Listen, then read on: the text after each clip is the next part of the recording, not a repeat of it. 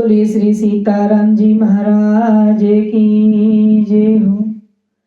कृष्ण कन्हैया लाल की जय हो।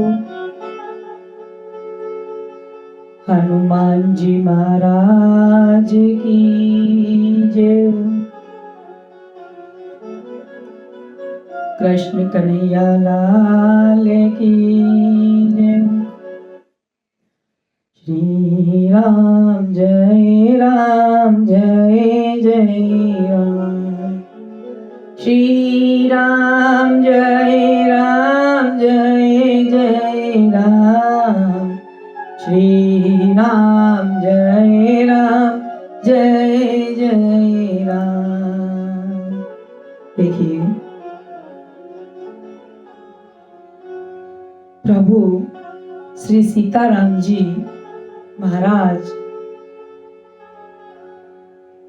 रामचरितमानस, जो कि ये हमारा जीवन है, इस ग्रंथ पर हम चर्चा और गुणगान करेंगे। इससे पहले आप सभी ज्येष्ठ वरिष्ठ संत समाज सभी को नमन वंदन प्रणाम करती हूँ और मेरे गुरुदेव श्री सीताराम जी महाराज के चरणों में कोटि कोटि प्रणाम करती हूँ। अपनी वाणी को शुद्ध करते हुए आगे बढ़ेंगे। श्री राम जय जय राम। श्री राम जय जय राम। श्री राम जय जय राम। श्री राम जय जय राम। श्री राम जय जय राम।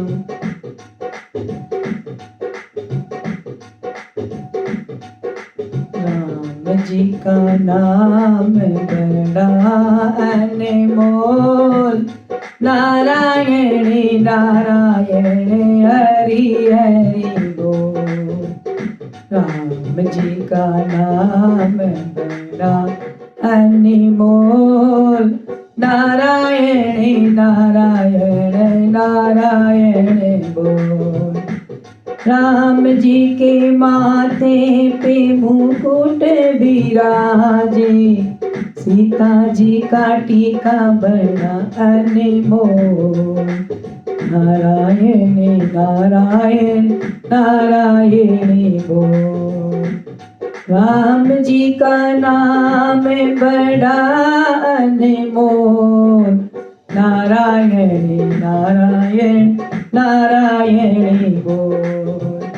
नारायण नारायण नारायण बोल। बोले राजा रामचंद्र महाराज की जय हो। देखिए, कल हमने जाना कि कैसे प्रणाम करते हैं सभी को, और जो रामचरितमानस के कांड हैं उनमें क्या क्या सीखने को मिलता है, कौन से कांड में क्या है, कौन से कांड में क्या है, ये हमने जाना सीखा। अब आगे हम मानस सरोवर में चलते हैं। देखिए, गोस्वामी जी तुलसीदास जी महाराज श्री राम कथा का शुभारंभ कर रहे हैं। तीर्थ राज प्रयाग से ये श्री रामचरितमानस एक सरोवर है। तुलसीदास जी महाराज कह रहे हैं कि ये ग्रंथ एक सरोवर है। जैसा कि हम सब जानते हैं कि सरोवर में 4 घाट होते हैं, ठीक इसी प्रकार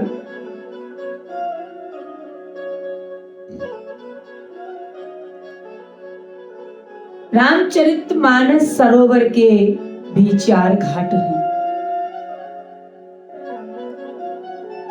ज्ञान घाट, ज्ञान घाट के वक्ता भगवान भोलेनाथ हैं, जो माता पार्वती को श्री राम कथा सुना रहे हैं। भक्ति घाट, भक्ति के घाट पर काकभूषण जी महाराज नीलगिरी पर्वत पर बैठे हैं और वे श्री गरुड़ जी महाराज को राम कथा सुना रहे हैं।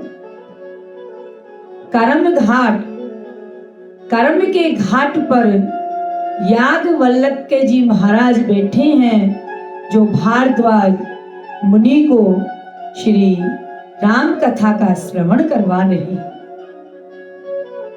चौथा है देने घाट। इस घाट के वक्ता स्वयं गोस्वामी जी तुलसीदास जी महाराज हैं, जो अपने मन को ही श्रोता बनाकर उसे श्री राम कथा सुना रहे हैं।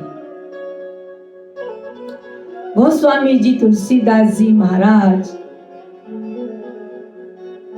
राम कथा का शुभारंभ कर्म घाट से करते हैं और कहते हैं, भारद्वाज मुनि बसहि प्रयागा, तिन्हि राम पद अति अनुरागा, तापस समदम दया निदाना, परमारथ पद परम सुजाना। तीर्थ राज प्रयाग में भारद्वाज मुनि जी का बड़ा सुंदर आश्रम है। प्रति वर्ष जब भगवान सूर्य मकर राशि में प्रवेश करते हैं, तब सभी लोग त्रिवेणी स्नान करने के लिए तीर्थराज प्रयाग में पधारते हैं। देखिए कौन कौन आता है तीर्थराज प्रयाग में। श्री गोस्वामी जी तुलसीदास जी महाराज लिखते हैं, देवी दनुज की नर नर श्रेणी, सादर मज्जै सकल त्रिवेणी। कहते हैं कि देवता, देते, किन्नर, मनुष्य के सभी आदर पूर्वक आकर त्रिवेणी संगम में स्नान करते हैं। तीर्थराज प्रयाग में भारद्वाज जी महाराज बड़ा ही सुंदर कहते हैं कि पावन आश्रम है। सभी संत त्रिवेणी स्नान करने के पश्चात भारद्वाज जी के आश्रम में जाते हैं और वहां माघ मास पर्यंत रुकते हैं, फिर सब अपने अपने आश्रमों को लौट जाते हैं। इस प्रकार तीर्थराज प्रयाग में प्रत्येक संवत में ये आनंद होता है, बहुत ही आनंद आता है। एक बार की बात है, जब सब मुनीश्वर अपने आश्रम में लौट गए, तब वह भारद्वाज जी ने याज्ञवल्क्य जी के चरणों को पकड़कर और उनसे अत्यंत पुनीत वाणी में बोले कि महाराज, कहते हैं नात एक सान से हूँ बड़े मोरे, करगत वेद तत्व सब तोरे। हे महाराज, मेरे मन में एक बड़ा संदेह हो रहा है, आप कृपा करके मेरे संदेह का निवारण कर दीजिए। फिर जाना है तो अवश्य चले जाइएगा। याज्ञवल्क्य जी ने कहा, अच्छा आप बताइए आपका संदेह क्या हो रहा है। तो भारद्वाज जी कहते हैं कि हे महाराज, मुझे जो संदेह हो रहा है उसे कहने में मुझे भय भी लग रहा है और लज्जा भी लग रही है। भय इस बात का है कि कहीं आपको ये ना लगे कि ऐसा प्रश्न करके मैं आपकी ज्ञान की परीक्षा ले रहा हूं, और लज्जा इस बात से लग रही है कि वाल्मीकि जी का शिष्य होने के बाद भी आज तक मेरे मन में संशय बना हुआ है। मैं आज तक यही नहीं जान पाया कि राम जी कौन है, किंतु मैं आपसे पूछूंगा, क्योंकि संत वेद पुराण और मुनि जन भी यही कहते हैं कि गुरु के साथ दुराव करने पर विमल विवेक की प्राप्ति नहीं होती है। इसलिए आप कृपा करके मेरे संशय का समाधान कीजिए। मैं जानना चाहता हूं कि राम जी कौन है। कहते हैं, राम कवन प्रभु पूछो तो ही, कहें बुझाई कृपा निधि मोही। मंगल भवन मंगल हारी, द्रबहु सो दशरथ अजर बिहारी। बड़ा सीधा सा प्रश्न है कि राम कौन है, जरूरी भी है जानना। भोले बाबा से माता पार्वती भी यही प्रश्न पूछ रही है कि राम जी कौन है। काकभूषुंड जी से गरुड़ जी महाराज भी यही प्रश्न कर रहे हैं कि राम कौन है। सभी को इसी बात का संशय है कि राम जी कौन है।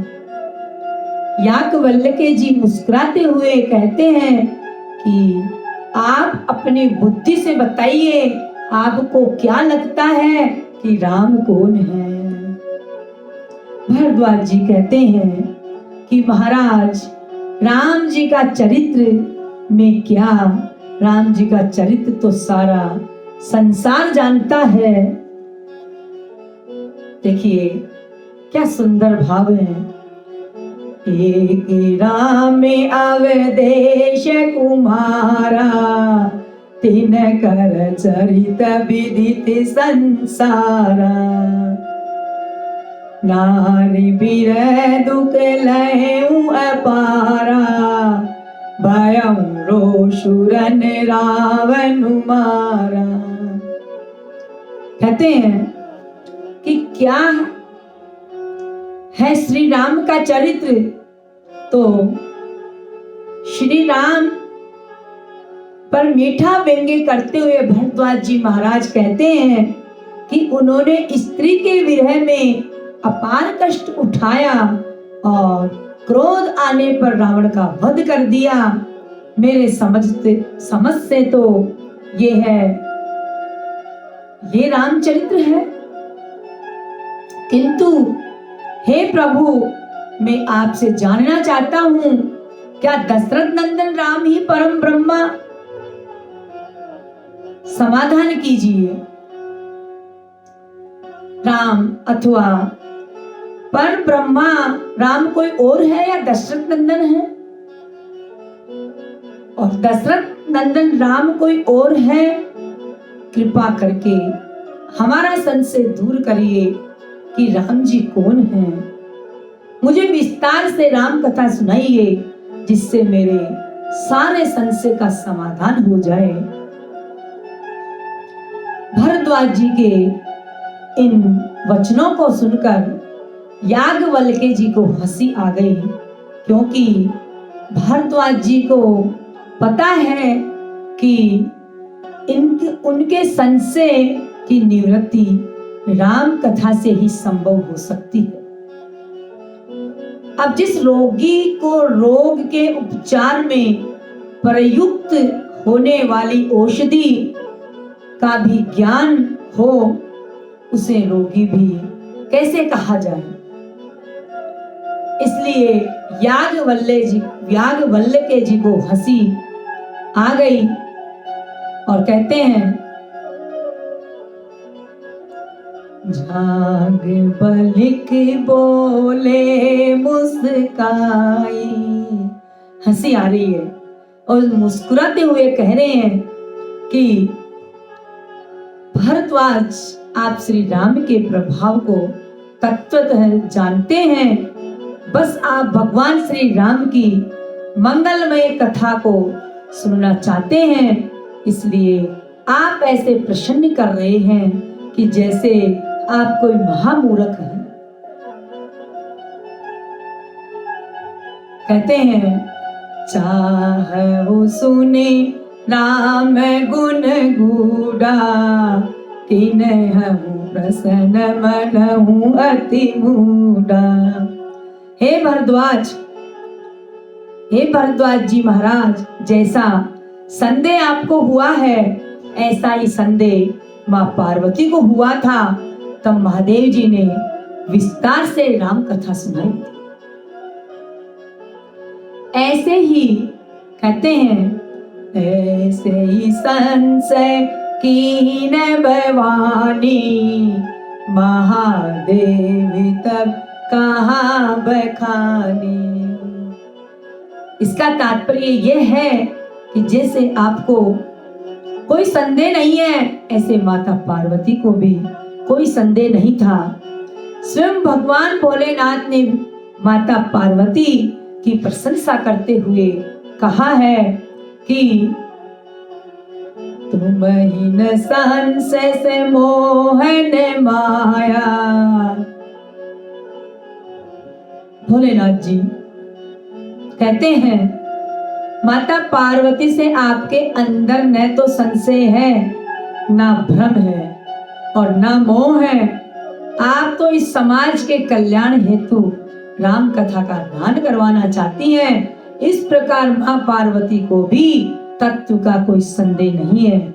इस प्रकार याज्ञवल्क्य जी महाराज भरद्वाज जी महाराज को शिव चरित्र सुनाते हैं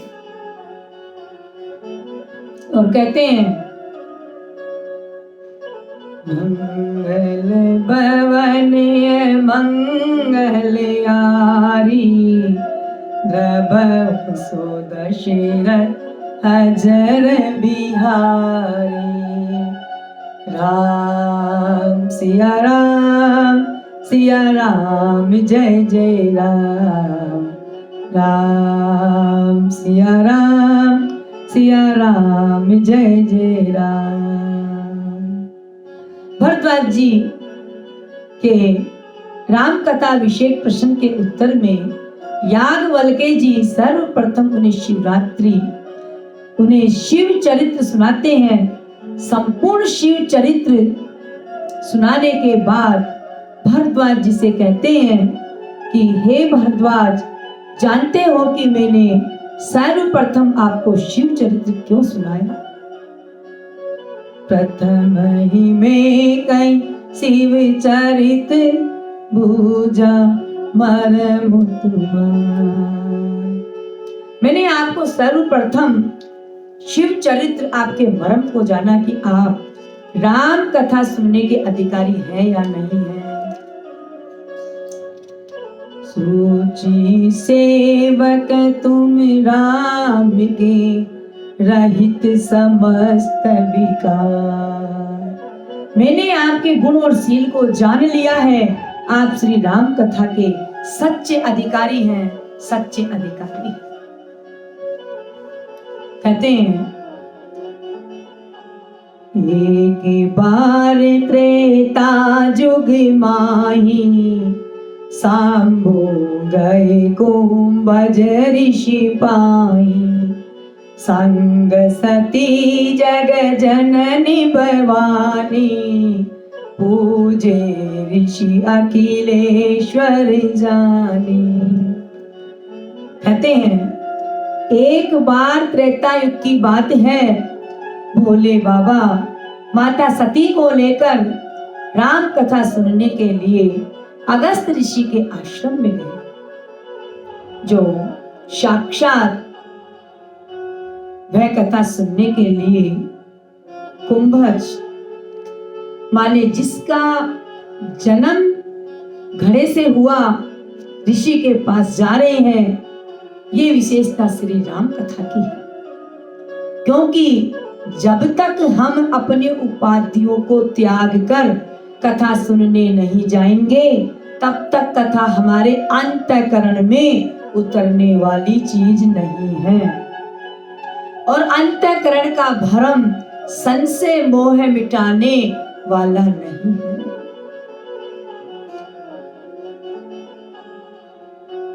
यहाँ पर भगवान शिव समस्त उपाधियों को त्याग कर कथा सुनने जा रहे हैं। वही माता सती जगत जननी की उपाधि को लेकर साथ जा रही है। यही कारण था कि माता सती कथा से वंचित रह गई, क्योंकि उपाधियों से हृदय में अहंकार आता है और अहंकार से भरा हुआ मन राम कथा को धारण नहीं कर सकता है। पूजे ऋषि अखिलेश्वर जानी। अगस्त जी ने अखिल ब्रह्मांड का ईश्वर जान करके दोनों के चरणों में प्रणाम किया। अगस्त जी को लगता है कि मैं तो वक्ता हूं, किंतु ये साक्षात परम ब्रह्मा ही है जो मुझे बड़प्पन प्रदान करने के लिए आए हैं। देखिए, श्रोता और वक्ता में ऐसे ही संबंध होना चाहिए।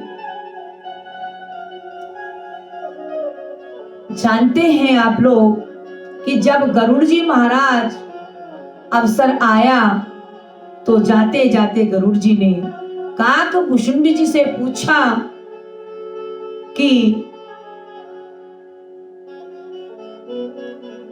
काकभूषुंड जी के पास श्री राम कथा सुनने गए।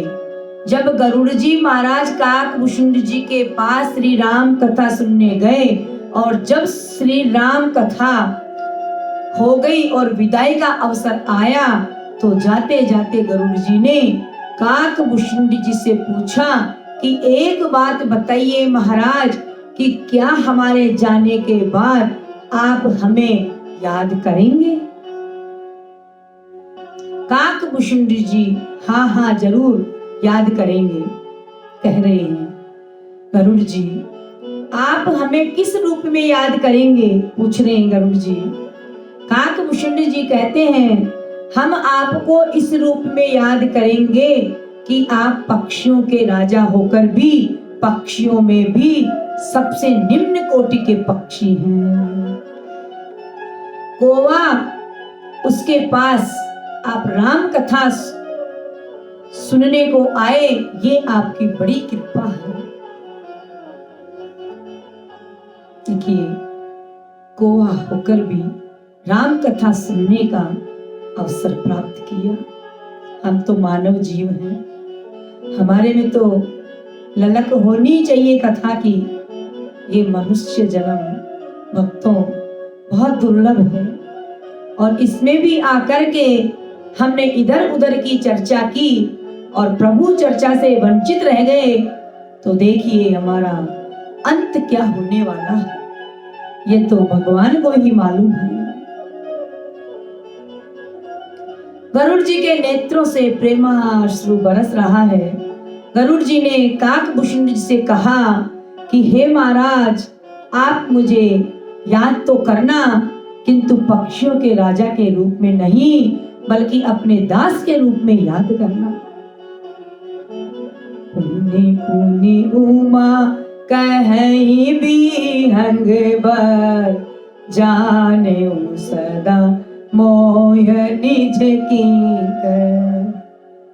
इस बात को सुनकर काकभूषुंड जी ने कहा कि हे गरुड़ जी, तुम ही न संशय मोहन माया, आपको न तो संशय है, न मोह है, न माया है।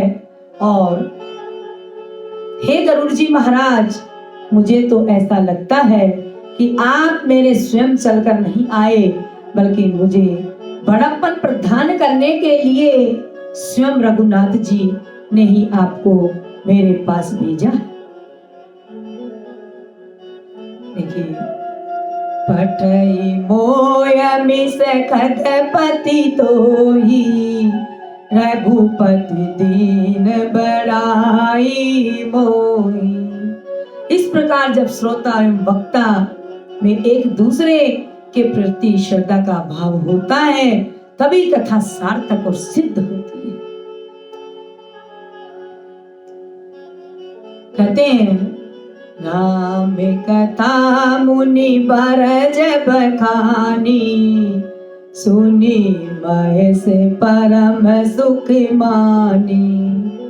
अगस्त्य जी ने राम कथा बखान करके कही, किंतु सुनी महेश सती माता अभिमान के कारण कथा से वंचित रह गई। अगस्त्य ऋषि जब कथा कहते कहते भगवान के अनंत चरित्रों में डूब जाते हैं, तब वे भोलेनाथ से निवेदन करते हैं कि हे प्रभु, अब आप सुनाइए, अब मेरे बस का नहीं है, अब आप बन जाइए वक्ता और मैं बन जाता हूँ श्रोता। इसलिए गोस्वामी जी लिखते हैं कि कहत सुनत रघुपति गुण गाता। जब राम कथा का विश्राम हो गया, तब अगस्त्य जी ने कहा, हे भोलेनाथ, मैंने आपको राम कथा सुनाई है, अब आप मुझे इस राम कथा के बदले भी दक्षिणा भी दी, दक्षिणा भी चाहिए। भोले बाबा ने कहा, जो मांगना चाहते हो मांग लीजिए। अब अगस्त्य जी ने विचार किया कि कोई भी भौतिक द्रव्य राम कथा की बराबरी नहीं कर सकता। उन्होंने भगवान शिव से राम कथा की दक्षिणा के रूप में राम भक्ति की ही याचना की। हे नारायण, हे भोलेनाथ, ऋषि पूछी हरि भगति सुहाई, कहीं शंभु अधिकारी पाई। भोले बाबा कुछ दिन तक वहां रहे। कुछ दिनों के बाद मुनि सन विदा मांगुति पुरारी, चले भवन सन दक्ष कुमारी। यहाँ गोस्वामी जी सती जी को दक्ष कुमारी कहकर संबोधित करते हैं, और दक्ष का एक अर्थ है चतुर। मानो गोस्वामी जी का ये भाव है कि इन्होंने चतुर्थता के कारण भगवान की कथा नहीं सुनी। निष्कर्ष ये है कि हम ये कह सकते हैं कि सती जी जगत जननी की उपाधि लेकर गई थी, इसलिए उन्हें दक्ष कुमारी बनकर लौटना पड़ा। किंतु शंभु कोई उपाधि लेकर नहीं गए थे, पर लौटे तो त्रिपुरारी बनकर लौटे। देखिए, अहंकार तो बड़े बड़े संत मुनि राजा भगवान को भी हुआ, तो उनको भी भोगना पड़ा। तो हम तो मानव जीवन है, हमारा तो थोड़ा सा भी यदि अहंकार हो गया तो हमारा सारा किया धरे पर पानी फिर सकता है। इसलिए अहंकार तो किसी भी रूप में अपने अंदर आना ही नहीं चाहिए। भोलेनाथ जी सती जी को संग में लिए चले जा रहे थे। ये त्रेता युग की बात है। संयोग से उसी त्रेता युग में भगवान राम का अवतार भी हुआ था। पिता के वचनों को मानकर श्री भगवान राम वनवासी बने, दंडक वन में विचरण कर रहे थे। भगवान श्री राम दंडकारण्य में पावन पंचवटी में आश्रम में रह रहे हैं। संयोग ऐसा था कि उसी त्रेता युग में भोले बाबा अगस्त जी से राम कथा सुनकर दंडकारण्य जा रहे थे। देखिए बहुत सुंदर शब्दों में कहते हैं कि हृदय में तीव्रता उत्कंठा है कि कहीं विधि दर्शन होई। उसी समय भगवान राम को भोलेनाथ के दर्शन हो गए। यदि मन में अपनी इच्छा हो कि नहीं मुझे तो प्रभु को पाना ही है, तो देखिए एक ना एक दिन तो प्रभु को आना ही पड़ेगा। हमारे लक्ष्य की पूर्ति तो करनी ही पड़ेगी, ठाकुर जी को दर्शन देने ही होंगे। लेकिन हमारा विश्वास, लक्ष्य दृढ़ होना बहुत जरूरी है। भोले बाबा तो प्रभु के दर्शन पाते ही गदगद हो गए। भोले बाबा विचार करते हैं, यदि मैं जाकर के प्रभु को प्रणाम करूंगा तो सारी दुनिया जान जाएगी कि ये परम ब्रह्मा परमात्मा है। भोलेनाथ सोचने लगे कि क्या करूं। उसी समय रावण मारीच को लेकर पंचवटी में आया। मारीच सोने का मृग बन गया। भगवान उसको मारने के लिए उसके पीछे दौड़े और मूढ़ रावण ने छल करके सीता का हरण कर लिया। भगवान श्री राम जब उस खल का वध करके लौटे तो इधर रावण ने सीता जी का हरण कर लिया। भगवान श्री राम ने आश्रम को श्रीहीन पाया और भगवान विरही के जैसे विलाप करने लगे।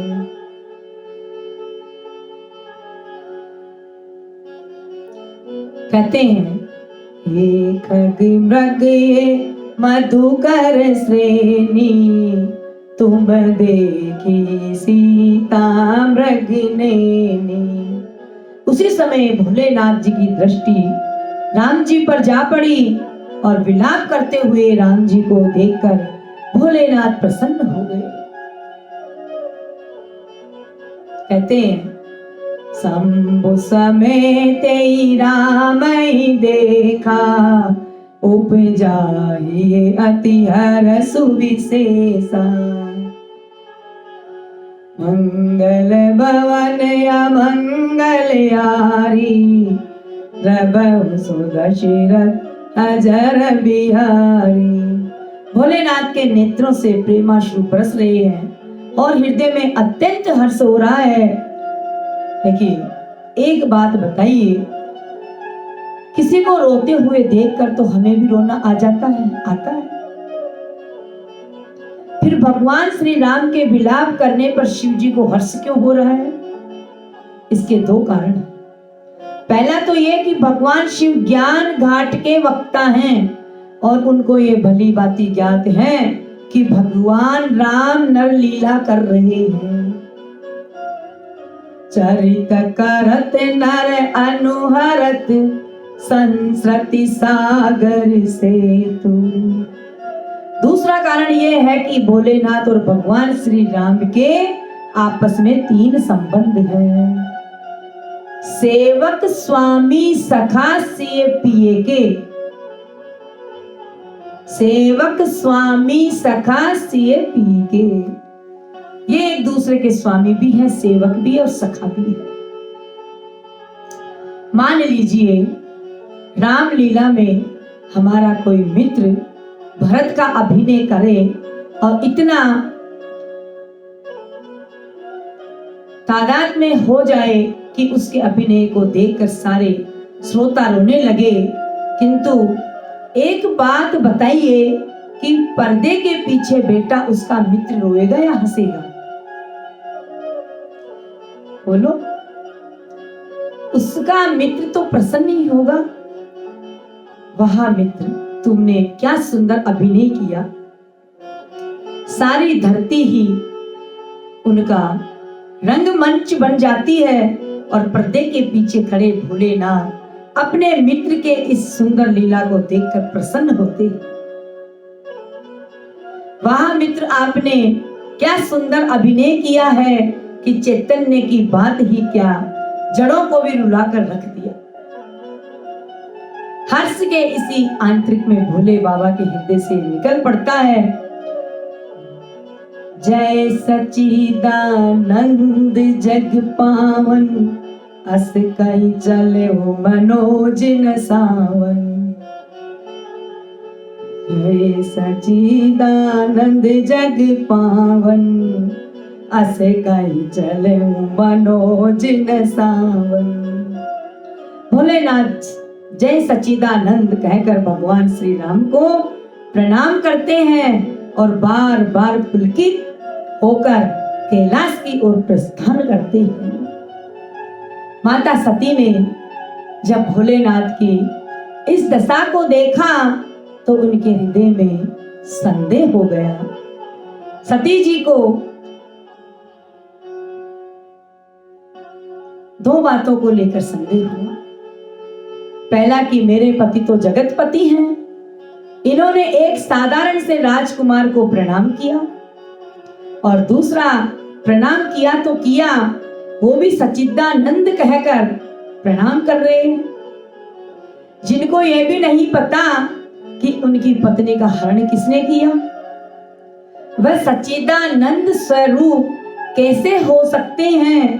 सती माता के मन में अपार संशय हो गया। यद्यपि सती माता ने प्रकट करके भोलेनाथ से कुछ नहीं किया, भोलेनाथ से कुछ भी नहीं कहा, किंतु अंतर्यामी भगवान शिव सब जान गए। भोलेनाथ सती मैया से कहते हैं कि सुनई सती तब नारी सुभाऊ, संशय असन धरिए उरकाऊ। माताओं के स्वभाव में थोड़ा संशय होता ही है, ये हम सबको पता है। इसलिए भोले बाबा कहते हैं आपका नारी स्वभाव है, संशय मत कीजिए, ये साक्षात परम ब्रह्मा परमात्मा ही हैं। ये वही परम ब्रह्मा परमात्मा हैं जिनकी कथा हम अभी अभी अगस्त्य जी से सुनकर आए हैं। ये वही परम पिता परमात्मा है जिनकी भक्ति मैंने अगस्त्य जी को प्रदान की है। ये वही मेरे इष्ट देव रघुवीर हैं। बड़े बड़े सिद्ध जन मुनिंद्र सदा जिनका ध्यान करते हैं, कहते हैं धीर जोगी सिद्ध संतत, विमल मन जय ध्यावही, कहने तिनि गम पुराण आगम, जासु कीरति गावही। सोई राम व्यापक ब्रह्म भुवन, निकाय पति माया धनी, अवतरे अपने भगत ही, निज तंत्र नितर गोकुल मणि। देखिए भोले बाबा बार बार समझा रहे हैं सती जी को, किंतु सती माता के मन में वे उपदेश बैठ नहीं रहा। भोले बाबा जान गए कि यहाँ तो भगवान की माया ही कार्य कर रही है। लागन उर उपदेशु जदपि, कहे शिव बार बहु, बोल बिहसु महेश्वरी माया, भलु जान जिए जिए राम। भोलेनाथ जी समझ गए यहाँ तो भगवान की माया कार्य कर रही है और मुस्कुराते हुए बोले, बाबा सती माता से कहते हैं, जो तुम्हारे मन अति संदेह तो किन जाई परीक्षा लेहूं, जैसे जाई मोय भ्रम बारी, करे उस जतनु विवेक विचारी। जिस किसी प्रकार से आपका मोह दूर हो जाए आप वही जतन करिए, लेकिन ध्यान रखिए देवी, विवेक से विचार कर ही परीक्षा लेना। सती माता परीक्षा लेने आई। भोले बाबा ने कहा था 2 शब्दों को याद रखना, क्या है कि पहला विवेक और दूसरा विचार। सती माता ने विवेक को छोड़ दिया। विवेक की प्राप्ति सत्संग से होती है। सती मैया ने मन लगाकर राम कथा नहीं सुनी थी, इसलिए विवेक नहीं मिला। देखिए, पुनि पुनि हृदय विचार करी, धरि सीता कर रूप, आगे होई चली पंथ, ते जई आवत नरभू।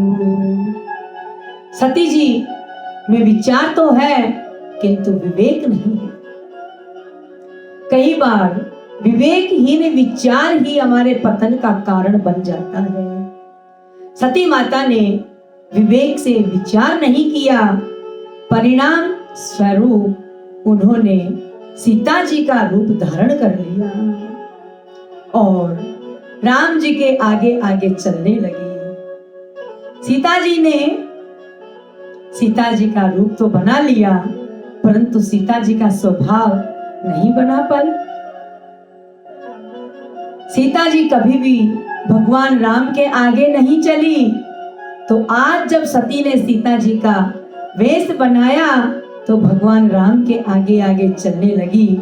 लक्ष्मण जी की दृष्टि पड़ी।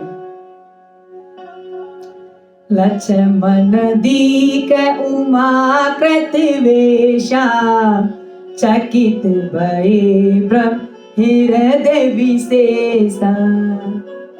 लक्ष्मण जी को सती जी ने न तो सती जी के रूप में दिखी और न ही सीता जी के रूप में दिखी। लक्ष्मण जी को दोनों ही रूप में नजर नहीं आ रही है मां, बल्कि लक्ष्मण जी को तो सती जी उमा अर्थात पार्वती के रूप में दिखाई पड़ी। लक्ष्मण जी समझ गए कि इन्होंने हमारी मां सीता का कपट वेश बनाया है, इसलिए इन्हें पार्वती के रूप में दूसरा जन्म लेना पड़ेगा। जिनका स्मरण करने मात्र से अज्ञान मिट जाता है, ऐसे सर्वज्ञ प्रभु श्री राम ने जब सती जी को सीता के रूप में देखा तो भगवान समझ गए कि सती जी उनकी परीक्षा लेने के लिए आई है। भगवान ने विचार किया कि जब माता जी परीक्षा लेने ही आई है तो मैं भी विद्यार्थी बनकर परीक्षा दे ही देता हूं। भगवान श्री राम दोनों हाथ जोड़ लिए और कह रहे हैं, जोड़ी पानी प्रभु की न प्रणाम, पिता समेत लीन निज नाम, कहे बहोरी कहाँ वृष के तू, विपन अकेली फिरहूं के ही हेतु। भगवान श्री राम दोनों हाथ जोड़कर कहते हैं कि मैं दशरथ पुत्र राम आपको प्रणाम करता हूँ। जरा ये तो बताइए भगवान भोलेनाथ कहाँ हैं? अकेले अकेले इस जंगल में क्यों घूम रही हैं? मानो श्री राम संकेत करते हैं कि माता जी आपने इस संशय के वन में विश्वास स्वरूप शिव का ही साथ छोड़ दिया। अब आपका कल्याण होने वाला नहीं है। अगर हमारे जीवन में विश्वास दृढ़ है तो संशय हमारा कुछ भी नहीं कर सकता है, किंतु यदि हमने विश्वास स्वरूप शिव को छोड़ दिया तो हमें संशय के वन में भटकना ही पड़ेगा। सती माता सोच रही है, मैं शंकर कर कान माना, निज अज्ञान राम पर आना। मैंने भोले बाबा का कहा नहीं माना, मैंने अपने अज्ञान को राम जी के ऊपर आरोपित कर दिया। अब मैं भला शिव जी को क्या उत्तर दूंगी। कहते हैं, देखिए, जाय उतरूं अब देऊं कहाँ, उर उपजा अति दारुण दाह। भगवान राम विचार करते हैं कि अभी भी सती जी के मन में समर्पण का भाव आया नहीं है। अभी भी इनके मन में ये चिंता हो रही है कि मैं जाकर शिव जी को क्या जवाब दूंगी। इसलिए भगवान राम सती माता को अपने विराट रूप का दर्शन कराते हैं। सती जी जहां देखती है वहीं उनको भगवान श्री राम जी दिखाई पड़ते हैं। बड़े बड़े देवता मुनिंद्र योगिंद्र उनकी सेवा करते रहते हैं। जय चित वही तय प्रभु आसीना, सेवई सिद्ध मुनिस प्रवीणा। दसों दिशाओं में उन्हें भगवान राम ही दिखाई पड़ रहे हैं। सती मैया नेत्रों को बंद करके रास्ते में बैठ गई। वहां से प्रार्थना कर रही है, हे प्रभु, मैं मन बुद्धि द्वारा आपको जानना चाहती थी। हे प्रभु, मैं आज समझ गई कि आपको मन बुद्धि द्वारा जाना नहीं जा सकता है। भगवान के सुंदर स्वभाव को याद करते हुए बाबा के पास लौट रही है। गई समीप महेश तब हंसी पूछी कुशलात, लीन परीक्षा कवन विधि, कहूं सत्य सब बात। माता सती जब भोले बाबा के पास गई, महादेव जी मुस्कुराते हुए उनकी कुशलता पूछते हैं। कुशल प्रश्न पूछा और कहा कि सत्य सत्य बताइए, आपने किस विधि से राम जी की परीक्षा ली। सती जी भगवान के प्रभाव को याद करके शिव जी से झूठ बोल देती है। कछुन परीक्षा लीन गोसाई, कीन प्रणाम तुम रहीने नाई। कहते हैं, हे भोलेनाथ जी, मैंने कोई परीक्षा नहीं ली। मैंने तो आपके जैसे ही उनको प्रणाम किया जैसे आपने उनको प्रणाम किया था। अच्छा देवी, जब प्रणाम ही करना था तो यहीं से ही कर लेती। जैसे मैंने दूर से प्रणाम किया था तब वहां तक जाने की क्या जरूरत थी। सती जी ने कहा, भोलेनाथ, मैंने ये सोचा कि आपका ही तो भाव था, आप नजदीक जाकर उनको प्रणाम करें, लेकिन आपने सोचा गए जान सब कोई, अगर मैं नजदीक जाकर इनको प्रणाम करूंगा तो दुनिया जान जाएगी कि ये तो पर ब्रह्मा परमात्मा है। तो मैंने सोचा जो काम आप नहीं कर पाए मैं ही कर लेती हूँ। पत्नी का अर्थ ही होता है पति की इच्छाओं को पूर्ण करे। तो मैंने सोचा आप नहीं कर पाए तो मैं ही नजदीक से दर्शन कर आती हूँ। भोले बाबा ने कहा, दाल में कुछ तो काला जरूर है। देवी को अगर प्रणाम ही करना था तो समझा समझा कर हार गया, लेकिन इनको समझ नहीं आया, जरूर कोई बात है, रहस्य है कोई और।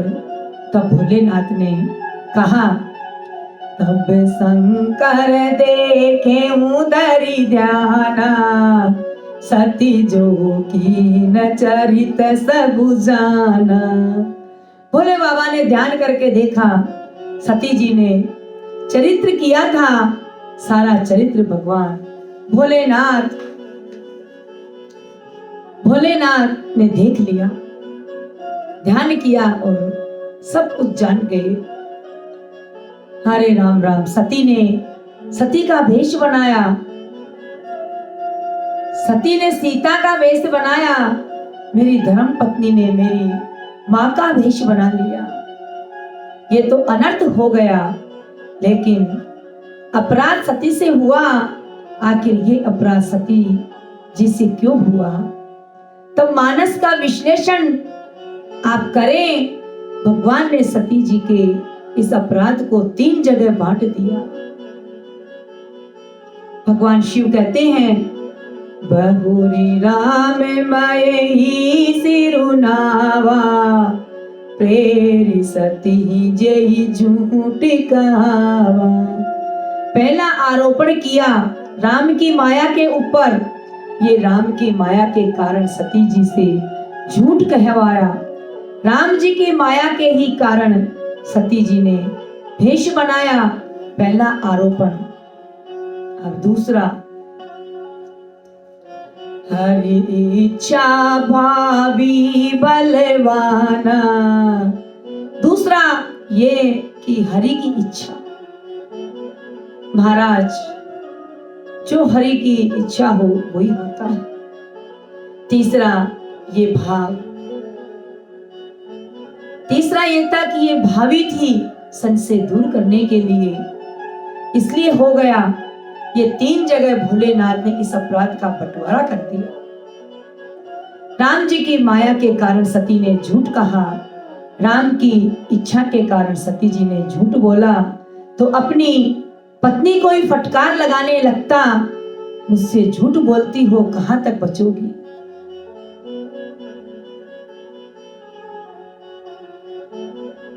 राम की इच्छा के कारण सती जी ने झूठ बोला और होने के कारण सती जी ने झूठ बोला। क्या सुंदर भोलेनाथ का दर्शन है। कहते हैं सामान्य व्यक्ति होता तो अपनी पत्नी को ही फटकार लगाने लगता, मुझसे झूठ बोलती हो, तुम कहां तक बचोगे। मैं सर्वज्ञ हूं, मैं सब देख रहा हूं। सामान्य व्यक्ति होता तो ऐसा ही कहता, लेकिन भोलेनाथ जी ने सती जी को एक शब्द भी नहीं कहा। ज्ञान घाट के वक्ता है, इसलिए ज्ञान प्रकट है, सती जी को कुछ नहीं कह रही है।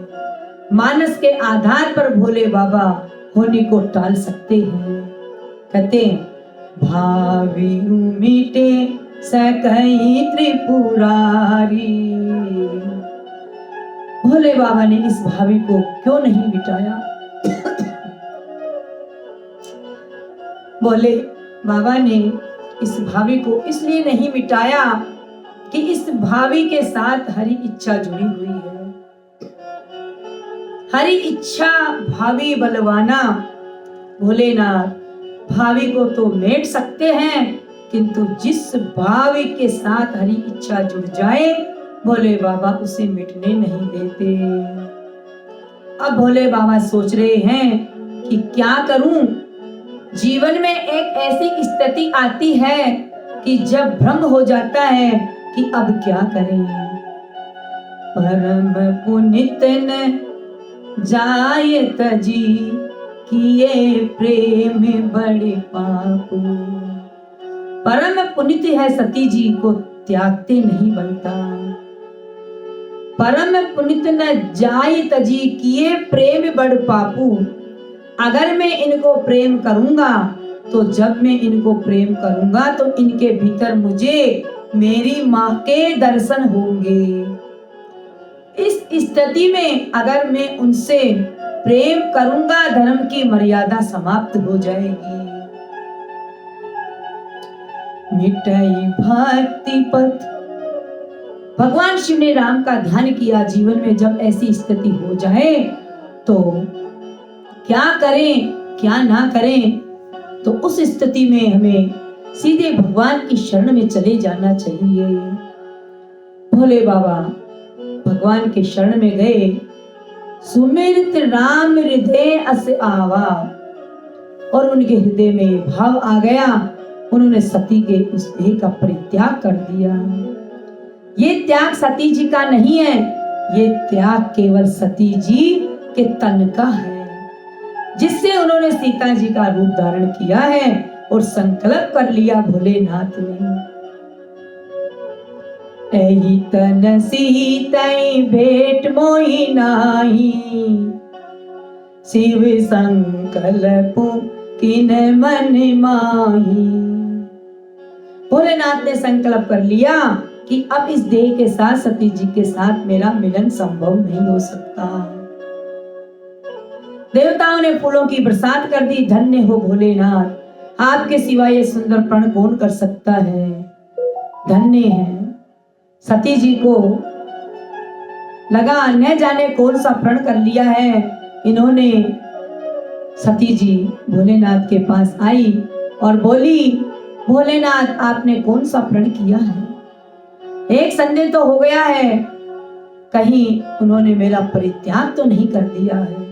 इसलिए कह रही है कीन कवन पन कहूं कृपाला, सत्य धाम प्रभु दीन दयाला।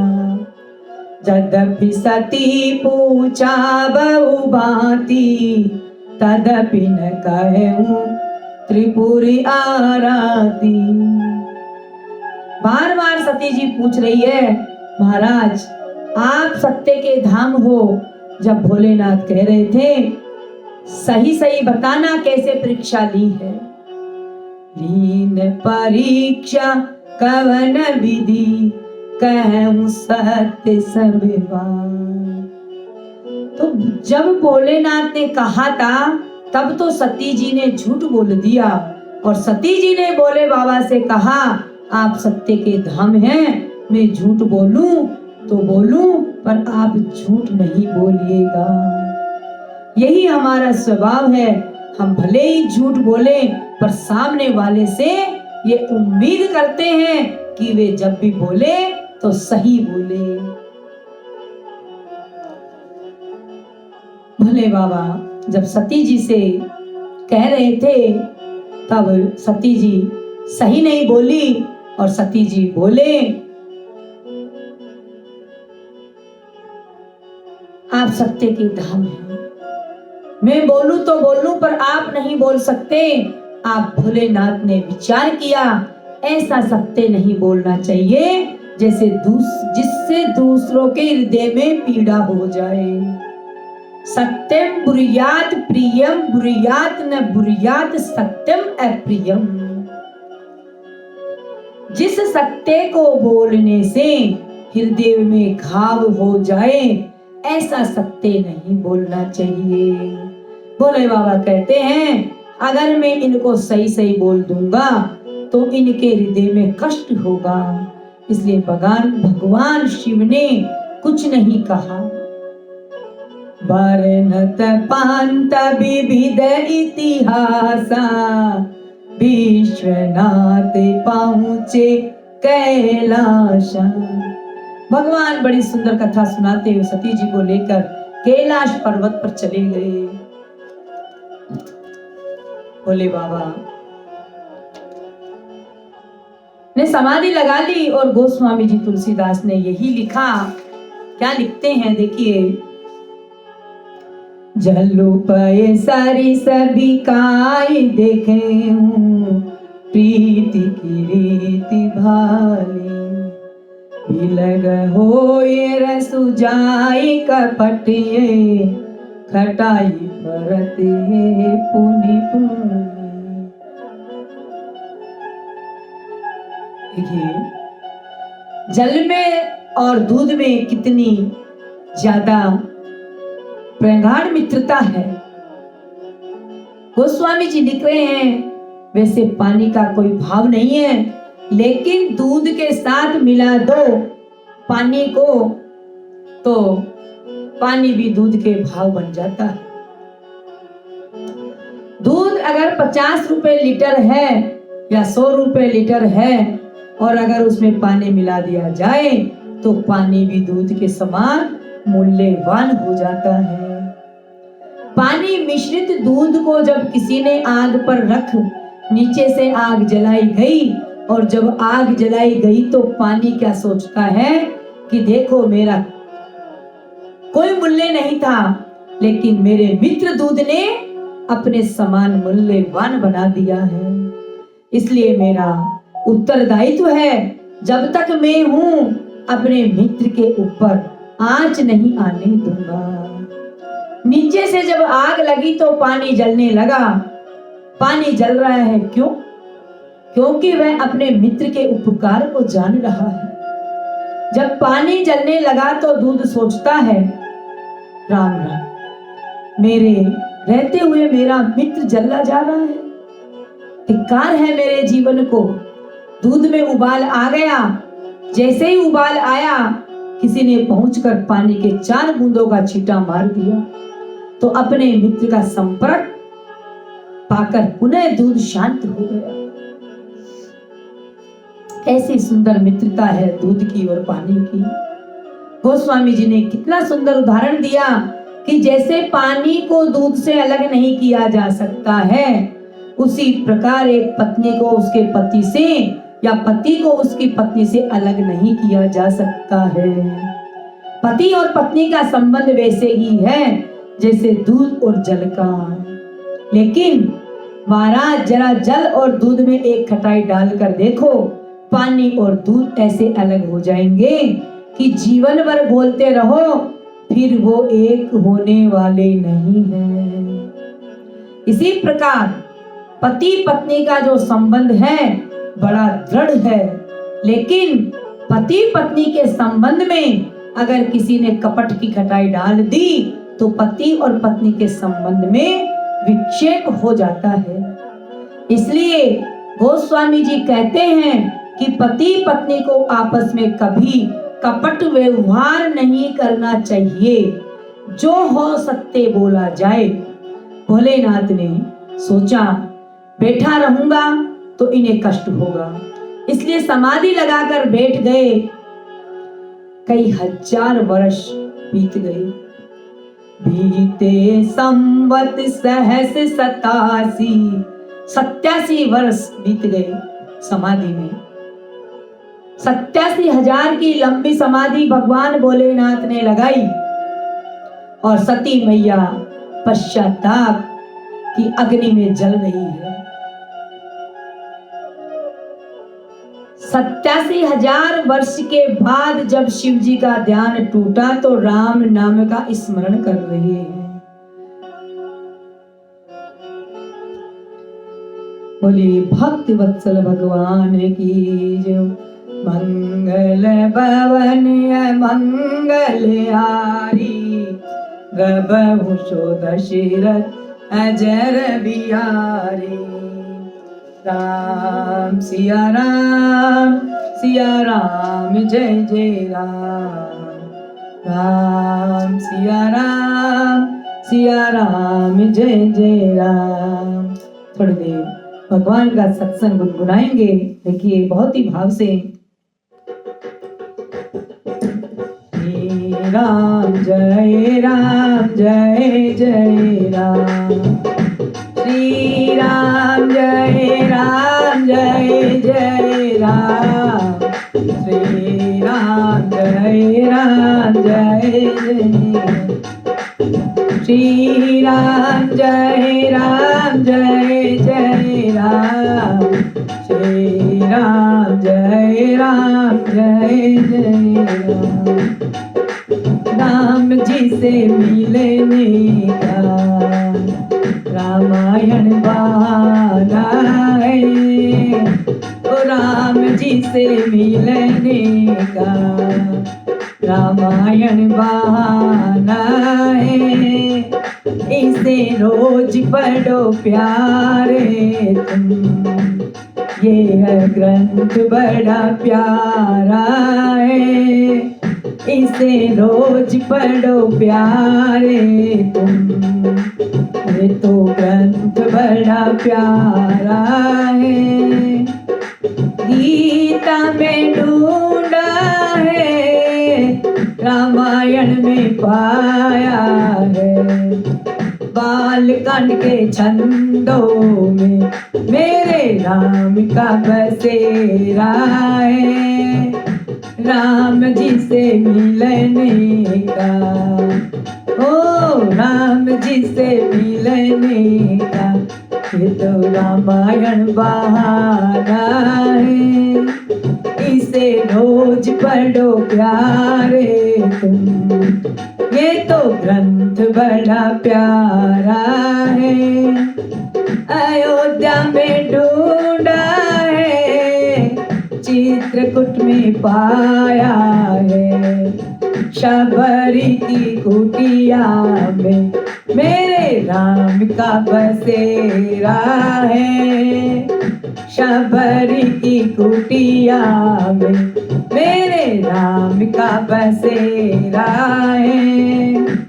राम जी से मिलने का ये तो रामायण बहाना है। इसे रोज पढ़ो प्यारे तुम, ये तो ग्रंथ बड़ा प्यारा है। मंदिर में ढूंढा है, भक्तों में पाया है।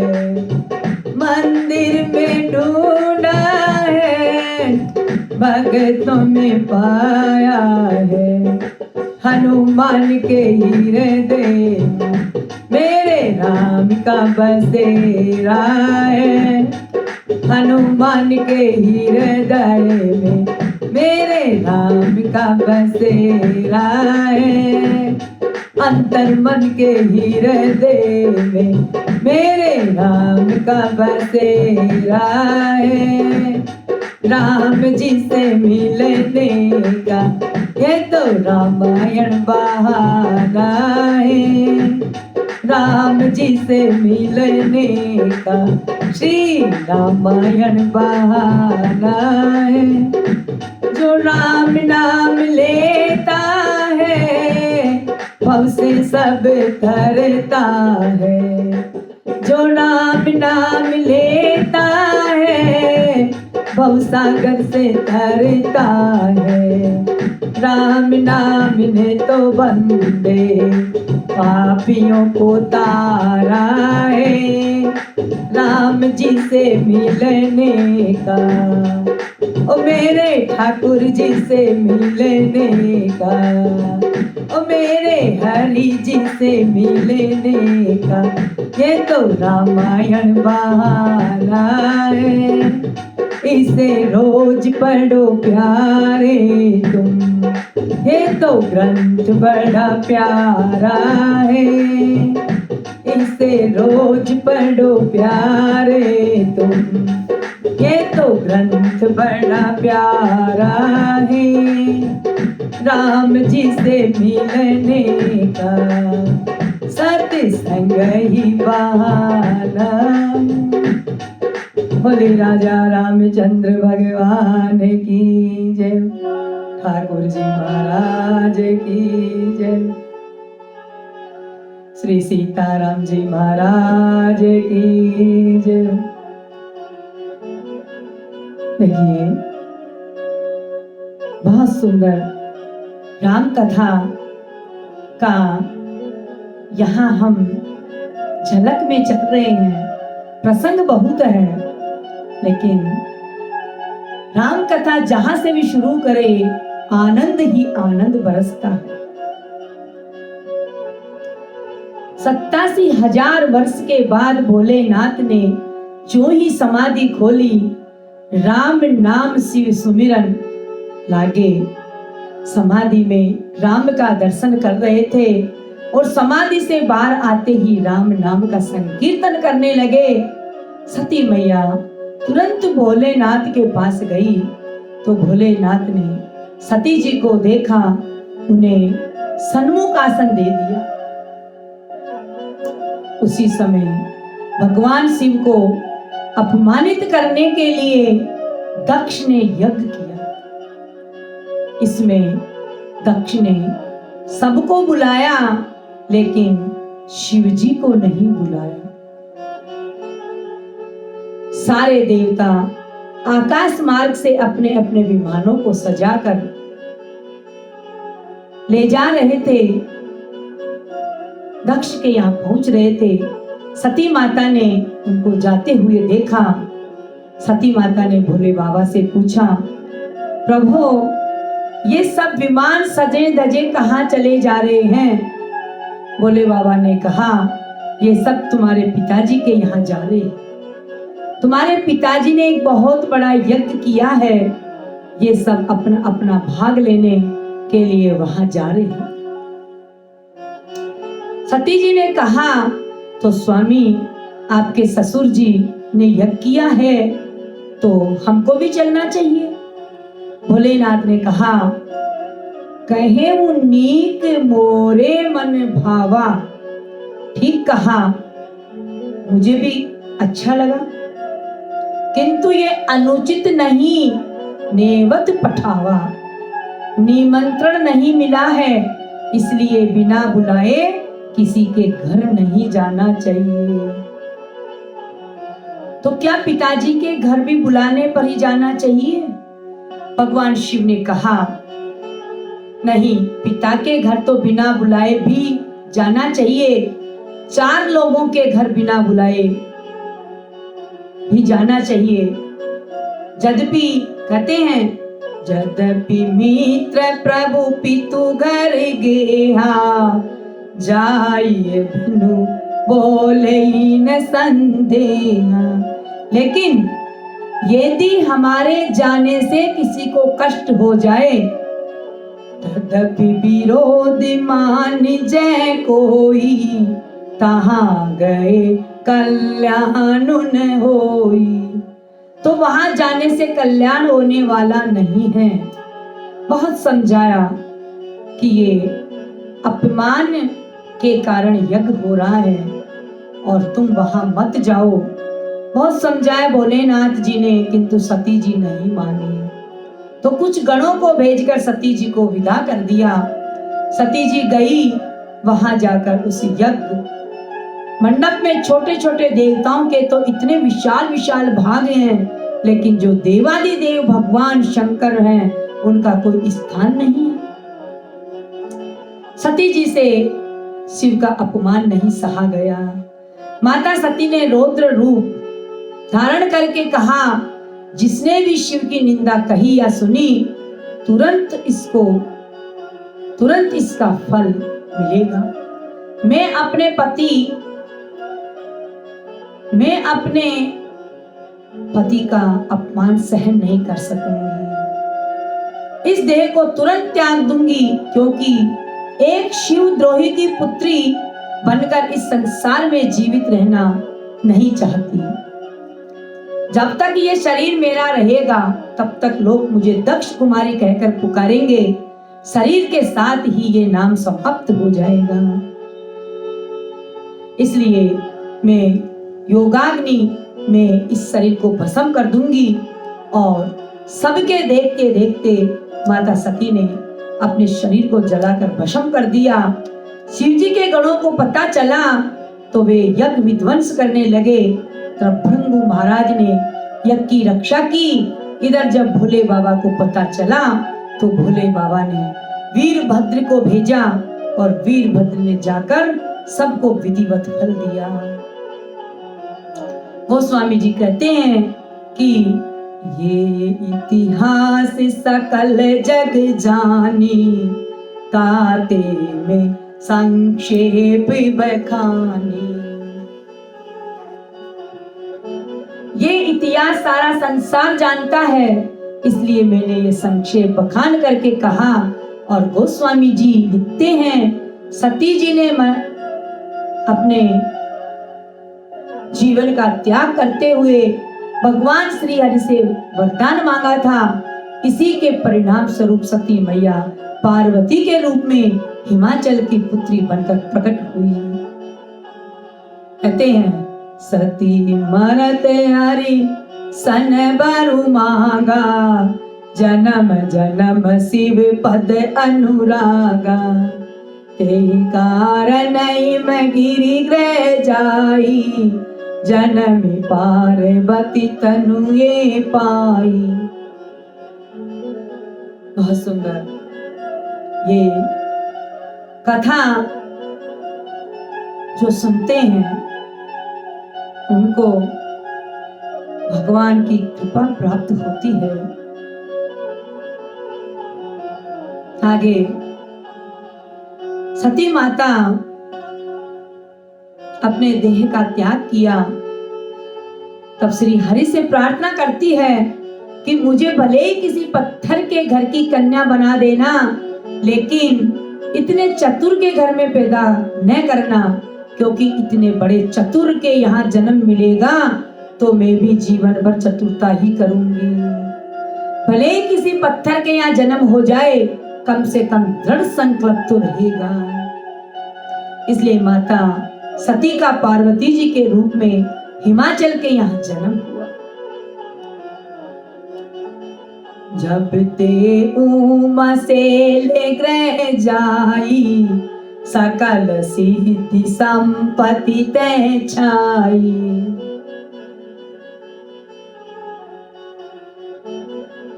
हिमाचल जी के यहाँ जब से माता पार्वती का जन्म हुआ, तब से सारी सिद्धियों ने उनके यहाँ आकर डेरा कर लिया।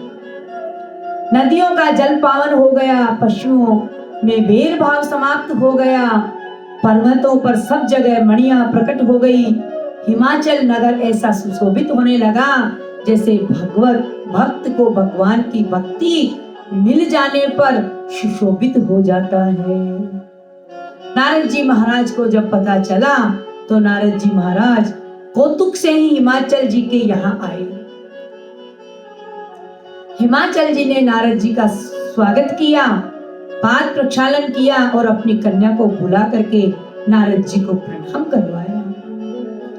हिमाचल जी नारद जी से कहते हैं कि हे नारद जी, आप तो भूत भविष्य और वर्तमान तीनों को जानने वाले हैं, इसलिए कृपा करके आप मेरी पुत्री के हाथ की रेखाएं देखकर बताइए इसमें क्या क्या दोष और गुण हैं।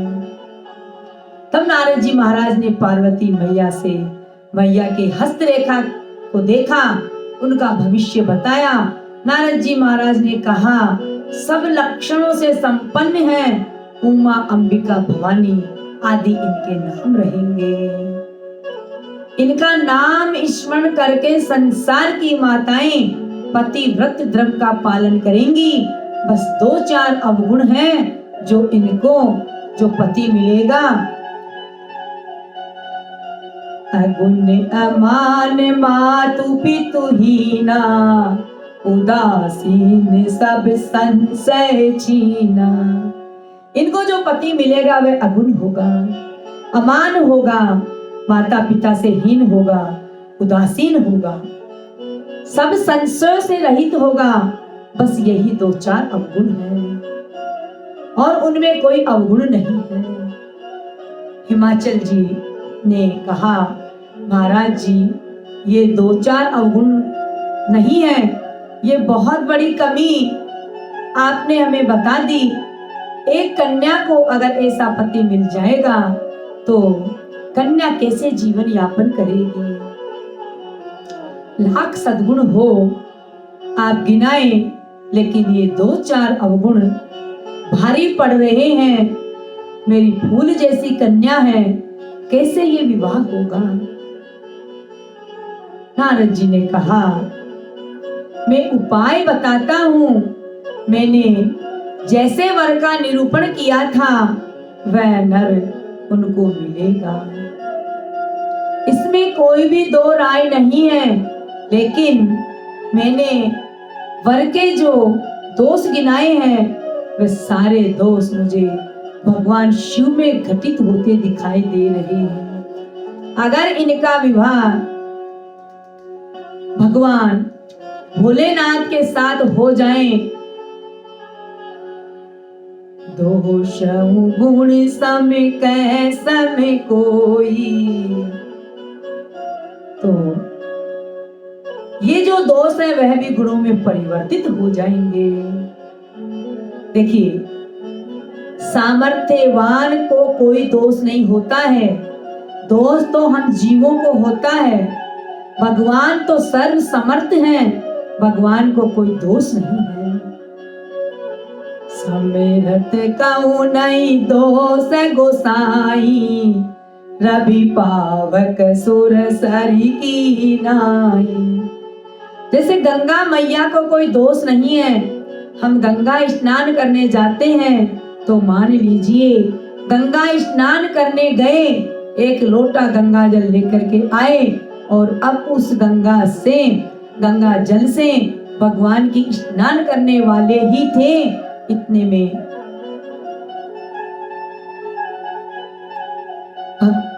हम गंगा स्नान करें और एक लोटा जल का भर के लाए और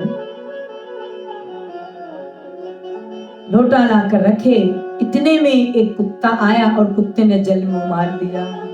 अब बताओ कितने लोग उस गंगा जल से भगवान को स्नान कराएंगे?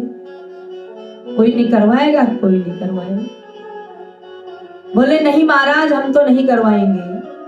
भले ही गंगा जल परम पवित्र है, लेकिन गंगा जल में कुत्ते ने मुंह मार दिया, इसलिए अब वो गंगा जल से भगवान को स्नान नहीं करा सकते, क्योंकि वह अपवित्र हो गया।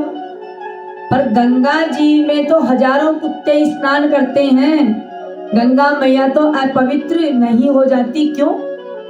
क्योंकि गंगा जी को जल हम पात्र में लेकर आए, वह अंश है और गंगा मैया अंशी है। तो दोष जो होता है अंश में होता है, अंश में कोई दोष नहीं होता है। इसलिए हम सब भी ईश्वर के अंश हैं और ईश्वर अंश जीव अविनाशी। हम सब परम पिता परमात्मा के अंश हैं।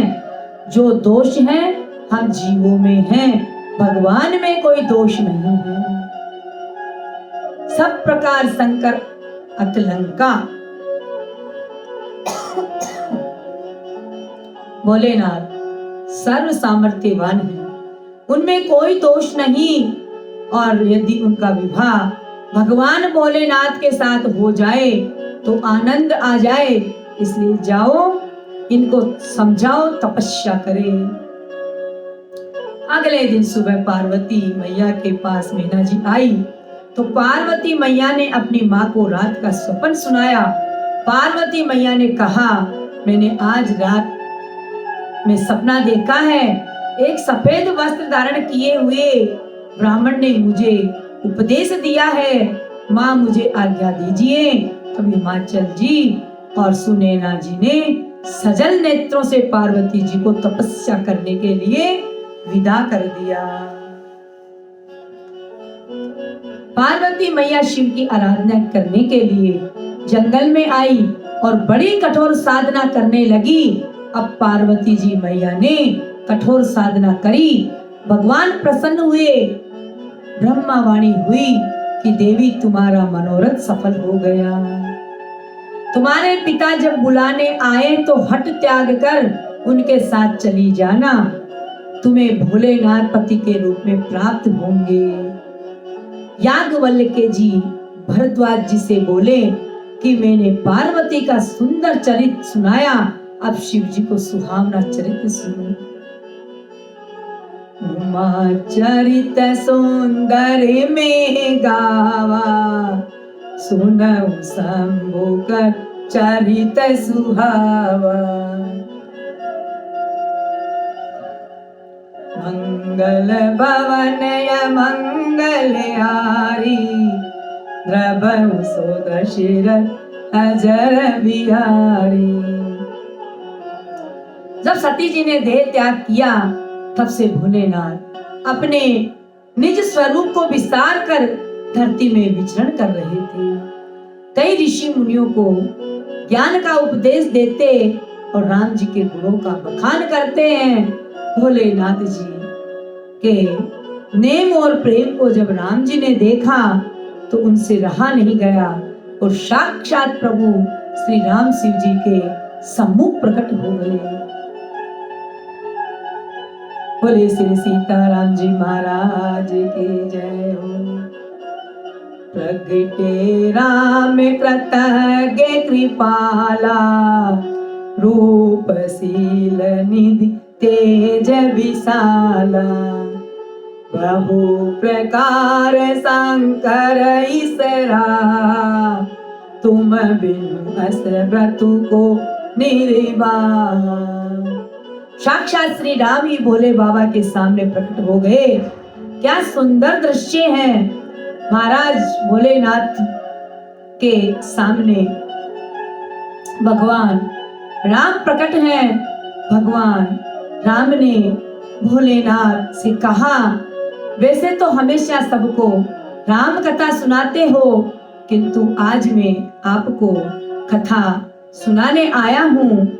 भोले बाबा ने कहा, अहो भाग्य मेरे, आप कथा सुनाएंगे, ये तो परम सौभाग्य है। मेरे कान तरस रहे हैं कि आप कब अपने मुख से हमें राम कथा सुनाएंगे और मैं सुनूं। भगवान ने कथा तो सुनाई, लेकिन किसकी कथा सुनाई? अपनी कथा सुनाई। क्या बोले नहीं? नहीं। अति पुनित गिरजा के करनी, विस्तार सहित कृपा निधि भरनी। पूरे विस्तार से राम जी ने कथा सुनाई, लेकिन अपनी कथा नहीं सुनाई, पार्वती मैया की कथा सुनाई। भगवान कहे कितने दयालु हैं कि जिन सती ने राम जी की कथा सुनी थी, आज हमारे राम जी विस्तार से भोलेनाथ को उन्हीं की कथा सुना रहे। भोलेनाथ के आंखों में आंसू आ गए।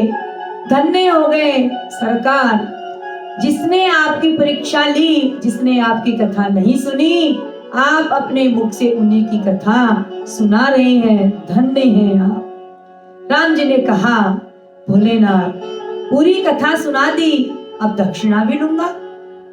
भोलेनाथ ने कहा, यहाँ तो सरकार सब आपका ही है, जो मर्जी आवे सो ले लीजिए।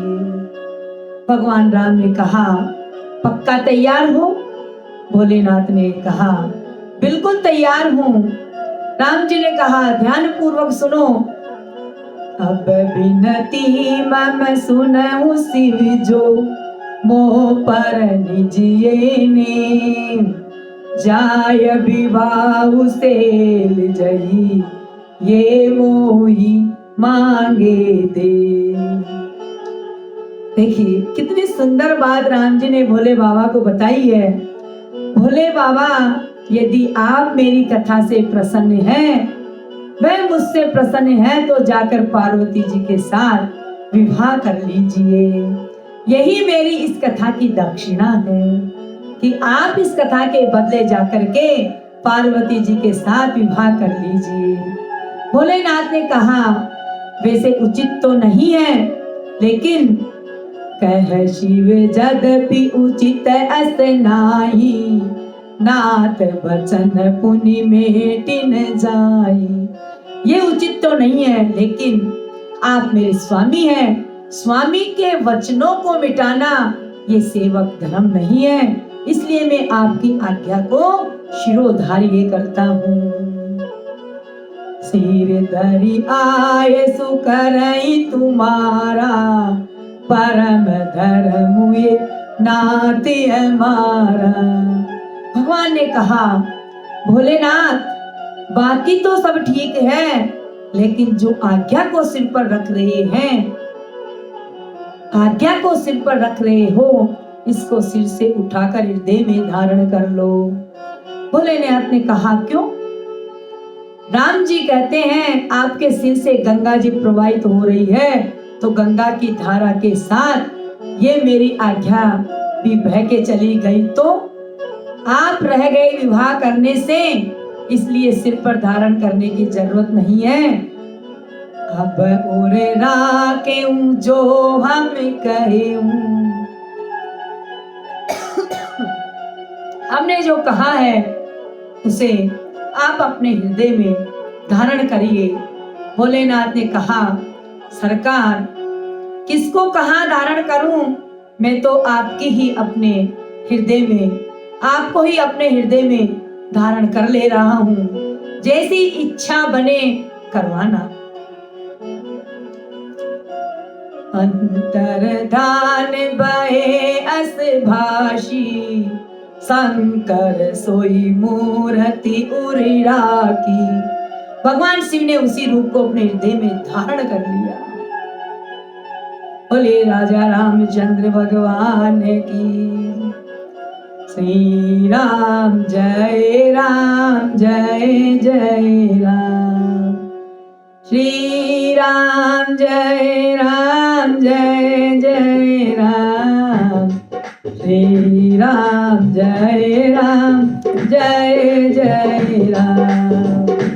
श्री राम जय जय राम। श्री राम जय जय राम। श्री राम जय जय राम। श्री राम जय जय राम। बोले श्री सीताराम जी महाराज की जय हो। जब भगवान श्री राम वहां से अंतर्ध्यान हो गए, तब भोलेनाथ ने सप्त ऋषियों को बुलाया और उन्हें माता पार्वती जी की प्रेम परीक्षा लेने के लिए भेजा और कहा, जाओ और जाकर के गिरी प्रेरी पटे भवन दूरी करे संदेह। परीक्षा लेने के लिए मत जाओ, संदेह दूर करने के लिए जाओ कि मैंने पार्वती जी को स्वीकार कर लिया है। गिरी प्रेरी पठियऊ भवन, हिमाचल जी को सती जी को बुलाने के लिए भेजो और दूरी करे संदेह और उनका संदेह दूर करो। मैं विवाह करने के लिए तैयार हूँ। सप्त ऋषि गए, माँ को प्रणाम किया। परीक्षा तो एक बहाना था, उस संदेह को दूर करके ये बताना था कि शिव जी विवाह के लिए तैयार हो गए हैं।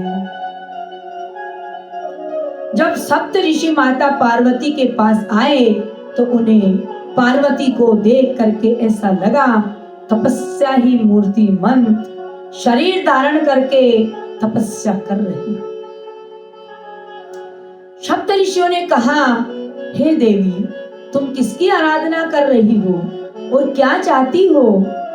माता पार्वती ने कहा, हे ऋषियों, आप मेरी मूर्खता सुनोगे तो हंसोगे। मैं अपने गुरुदेव नारद जी महाराज के वचनों को मानकर भगवान भोलेनाथ को पति के रूप में प्राप्त करने के लिए तपस्या कर रही हूँ। सुनते ही सप्त ऋषि एक स्वर में हंसने लगे और कह रहे हैं, सप्त ऋषि ने कहा, हे देवी, तुम पत्थर की बेटी हो ना, इसलिए ऐसी मूर्खता का कार्य कर रही हो। और क्यों ना करो, नारद जैसे गुरु जो मिले हैं, अरे नारद जी के वचनों को मानकर क्या आज तक किसी का घर बसा है? नारद जी तन से सज्जन मालूम पड़ते हैं, पर मन के बड़े कपटी हैं। चित्रकेतु, दक्ष और हिरण्यकशिपु सबका घर उन्होंने ही बर्बाद किया है। ऐसे व्यक्ति का उपदेश मानकर तुम शिव को पति के रूप में प्राप्त करना चाहती हो। वो तो शमशान में रहते हैं, चिता की भस्म लगाते हैं, मुंडों की माला पहनते हैं। भला तुम ही बताओ कि ऐसे पति को प्राप्त करने से भी क्या लाभ होगा? हम तो कहते हैं कि अभी भी कुछ नहीं बिगड़ा है। अगर तुम कहो तो तुम्हारा संबंध लक्ष्मीपति नारायण के साथ में करवा दे। पार्वती जी ने जब सप्त ऋषियों के इन वचनों को सुना तो पार्वती जी ने कहा, हे ऋषियों, मैं गुरुदेव के उपदेश को नहीं त्याग सकती, भले ही भगवान भोलेनाथ ही आकर के मुझे क्यों ना मना करे। जिस व्यक्ति को अपने गुरु के वचनों पर विश्वास नहीं होता, उसे स्वप्न में भी किसी सिद्धि की प्राप्ति नहीं होती। बोले गुरुदेव भगवान की जय। ये मेरा संकल्प है कि मैं विवाह करूंगी तो भगवान शिव से ही करूंगी, भले ही मुझे करोड़ों जन्म तपस्या क्यों ना करना पड़े। सप्त ऋषियों ने जब पार्वती के इन वचनों को सुना तभी पार्वती की बुरी बुरी प्रशंसा करने लगे और वे कहते हैं कि हे मां, तुम माया भगवान शिव सकल जगत पितु माता। इस प्रकार माता पार्वती की प्रशंसा करते हुए सप्त ऋषि भगवान शिव के पास आए और जैसे ही भगवान शिव को माता पार्वती के दिव्य प्रेम की कथा सुनाई, सुनते ही भगवान शिव प्रेम में मगन हो गए। उन्होंने समाधि लगा ली और समाधि में भगवान श्री राम का ध्यान करने लगे। हिमाचल की पार्वती मैया को घर लेकर गए। हिमाचल जी माँ पार्वती जी को घर लेकर गए। उसी समय एक तारक असुर नाम का राक्षस हुआ। ब्रह्मा जी ने कहा भगवान शिव का पुत्र ही इसको मार सकता है। अब विवाह हो तो बेटा हो और बेटा हो तो राक्षस मरे। तो पहला काम तो यही है कि इनकी समाधि खुले। समाधि कैसे खुलेगी? ब्रह्मा जी ने कहा कामदेव को भेजो। कामदेव भगवान के पास गए। भगवान शिव समाधि लगा ली, समाधि लगाकर बैठे हुए हैं। एक बात बताइए कि क्या कामदेव की सामर्थ्य है कि भोले बाबा की समाधि भंग कर सके? विचारणीय बात है ये। दूसरी बात, जिनके हृदय में राम बैठे हों उसके हृदय में क्या प्रभाव पड़ सकता है? जहां राम तहां काम नहीं, जहां काम नहीं वहां राम। जहां राम तहां काम नहीं, जहां काम नहीं वहां राम। तुलसी कबहू न रही सके, रवि रजनी एक ठाम। भोलेनाथ के हृदय में तो पूरे राम जी बैठे हुए हैं। अंतर ध्यान भये अस भाषी, शंकर सोय मूर्ति उरी राखी। हृदय में राम बैठे है तो काम का प्रभाव कैसे पड़ सकता है? प्रभाव कैसे पड़े? बोले जैसे ही कामदेव ने बाण चलाया, भगवान राम ने सोचा यदि मैं उनके हृदय में अंतर्ध्यान नहीं होऊंगा तो कामदेव का बाण निष्फल हो जाएगा। लेकिन अगर मैं इनके हृदय से अंतर्ध्यान हो जाऊंगा तो ये मुझे ढूंढने के लिए नेत्र खोल देंगे कि मेरे प्रभु कहाँ चले गए। जैसे कामदेव ने बाण चलाया, ठीक वैसे ही भगवान राम शिव जी के हृदय से अंतर्ध्यान हो गए। बाण इधर हृदय में लग रहा है और उधर राम जी अंतर्ध्यान हो रहे हैं। शिव जी ने नेत्र खुले, मेरे सरकार कहाँ चले गए मुझे छोड़ के। और जैसे ही देखा सामने कामदेव नजर आ गया। भोले बाबा को क्रोध हुआ। शिव जी क्रोध में आके तीसरा नेत्र खोल दिया और कामदेव जलकर भस्म हो गया। तब शिवती शरणयन उगारा, चितवत काम भयमु जरी छारा। भोलेनाथ ने कामदेव को भस्म कर दिया। देखिए आप सब सोच रहे होंगे कि कामदेव की गलती क्या थी, तो भस्म क्यों किया? गलती थी कामदेव की। आप जब मानस पढ़ेंगे तो देखेंगे कामदेव वेद मर्यादा को समाप्त कर दिया। अभिला बिलो कई पुरुष मय, जग पुरुष सब अभिलामय।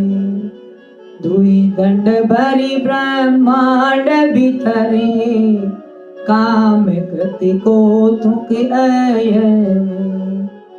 काम ने ऐसा प्रभाव फैलाया कि संसार में देख ही चराचर नारी मय जे, ब्रह्ममय देखत ये रे। ऐसा काम ने प्रभाव फैला दिया। उसने कहा जब मरना ही है तो क्यों न मैं अपना प्रभाव दिखा के मरूं। परोपकार में प्रदर्शन मिल गया, और जो परोपकार में प्रदर्शन मिल जाता है तो भोले बाबा दंड देते हैं। परोपकार करना अच्छी बात है, पर तूने प्रदर्शन क्यों किया। किंतु कामदेव ने सोचा कि जब मरना ही है तो मैं क्यों ना अपना प्रभाव दिखा के मरूं कि मैं कितना ताकतवर हूं। तब आपने प्रभाव विस्तारा, निज बस कीन सकल संसारा। और जब काम के कोप से सारी मर्यादाएं समाप्त हो गई, भोले बाबा ने कहा ये ठीक नहीं है, तुम्हारे परोपकार में प्रदर्शन मिश्रित हो गया, इसलिए मैं तुम्हें दंड दूंगा, क्योंकि नीति विरोध सोहाई न मोही। इसलिए भगवान भोलेनाथ ने कामदेव को जलाकर भस्म कर दिया। परोपकार करना बड़ी अच्छी बात है, किंतु परोपकार का उद्देश्य प्रदर्शन नहीं होना चाहिए।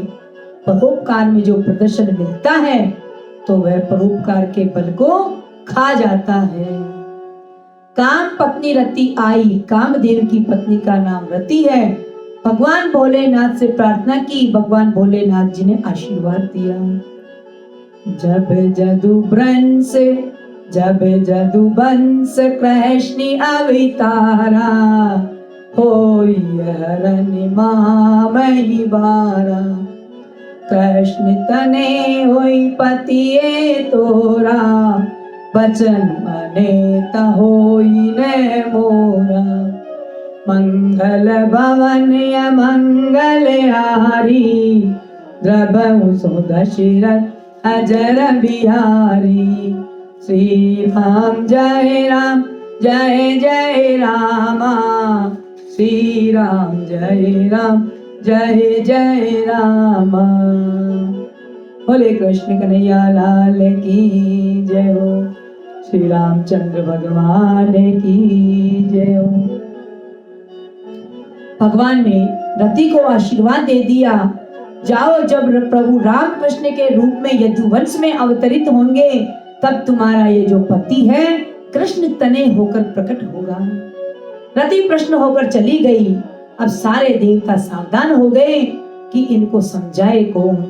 देवता लोग कहते हैं चलो चलो इनकी स्तुति करो, इनको समझाओ, विवाह के लिए तैयार करो। एक देवताओं ने कहा मुझे तो बहुत डर लगता है इनके सामने जाने में। दूसरे ने कहा तुम क्यों डरते हो, तुम तो अमर देवता हो। उसने कहा रहने दो, जो अभी जलकर भस्म हो गया वह भी अमर ही था। मनुष्य थोड़ी था इनका तीसरा नेत्र खुलेगा तो भस्म होना ही पड़ेगा। चाहे अमर हो या न हो कोई फर्क नहीं पड़ता। ब्रह्मा जी ने कहा अच्छा चलो रहने दो, हम समझाते हैं। ब्रह्मा जी आए, प्रणाम किया और ब्रह्मा जी ने कहा महाराज आज हम सब देवताओं के मन में एक उत्साह है। भगवान ने कहा काहे बात का उत्साह। ब्रह्मा जी कहते हैं कि हम सब देवता आपके विवाह को देखना चाहते हैं। सकल सुरन के हृदय अस शंकर, परम उछाव निज ने नहीं देखा जहे, नात तुम्हार विवाह। हम सब आपके विवाह को देखना चाहते हैं। देखो ये नहीं कह रहे कि आप विवाह कर लीजिए। अगर ऐसा कहते तो भोले बाबा दिखा देते कि पार्वती मुझसे अलग ही कहाँ है। वो तो सदा शंभु अर्धांग निवासिनी पार्वती मुझसे अलग ही कहाँ है। ब्रह्मा जी बुद्धि के देवता हैं, इसलिए समझदार हैं। वे कहते हैं कि हम सब आपके विवाह उत्सव को देखना चाहते हैं। भोलेनाथ ने कहा मेरे प्रभु श्री राम की आज्ञा है, उनकी आज्ञा के लिए मैं विवाह के लिए तैयार हो रहा हूँ। ये सुनते ही सारे देवता प्रसन्न हो गए और भोलेनाथ विवाह के लिए मान गए। अब देखिए आज इस कथा को हम यहीं विराम देंगे और कल से विवाह में जरूर प्रवेश करेंगे। बोलिए मंगल भवन मंगल हारी, प्रभु दशरथ अजर बिहारी। राम सिया राम जय जय राम। एक भजन के साथ आरती करेंगे। जय सिया राम जय जय सिया राम, जय सिया राम जय जय सिया राम, जय सिया राम जय जय सिया राम। हम मस्ताने राजा राम के राम राम गाएंगे, हम दीवाने तेरे नाम के राम राम गाएंगे, राम राम गाएंगे, सीता राम गाएंगे, राम राम गाएंगे, सीता राम गाएंगे। हम मस्ताने राजा राम के ओ राम राम गाएंगे।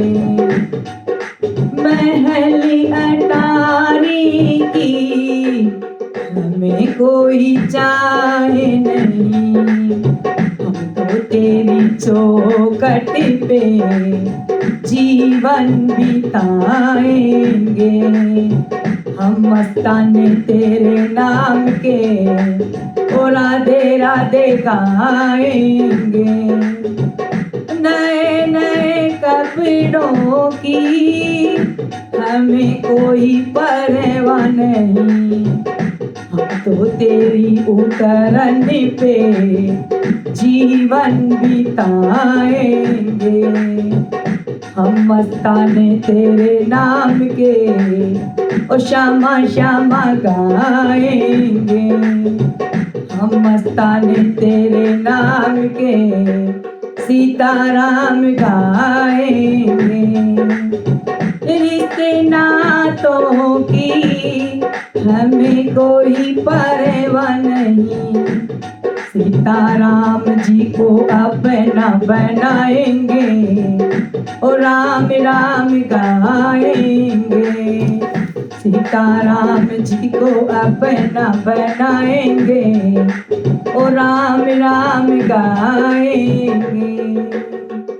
बोलिए राजा राम भगवान की, भक्त वत्सल भगवान की। आरती श्री रामायण जी की, कीरति कलित ललित सीपी की। गावत ब्रह्मादिक मुनि नारद, वाल्मीकि विज्ञान विशारद। आरती श्री रामायण जी की, सुख सनकादि शेष अरुसार। वरनि पवन सुत कीरतिनी की। आरती श्री रामायण जी की। गावत वेद पुराण अष्टदश, छहों शास्त्र सब संतन को सर्वस। मुनि जन धन संतन को सर्वस। सार अंश सामत सबही की। आरती श्री रामायण जी की। गावत संतत शंभु भवानी, अरुगट संभव मुनि विज्ञानी। व्यास आदि कपि भरज बखानी। काकभु सोंड गरुड़ जी के की। कलिमल मलिमल हरनि विषय रस पीकी सुभग सुंगार मुकति जुबती की गलन रोग भव मोरी अमी की तात मात सब विधि तुलसी की आरती श्री रामायण जी की कीरति कलित ललित सियापी की गावत ब्रह्मा दिग मुनि नारद वाल्मीकि विज्ञान विशारद। बोलिए रामचंद्र भगवान की जय, ठाकुर जी महाराज की जय, भक्त वत्सल भगवान की जय, साचे दरबार की जय।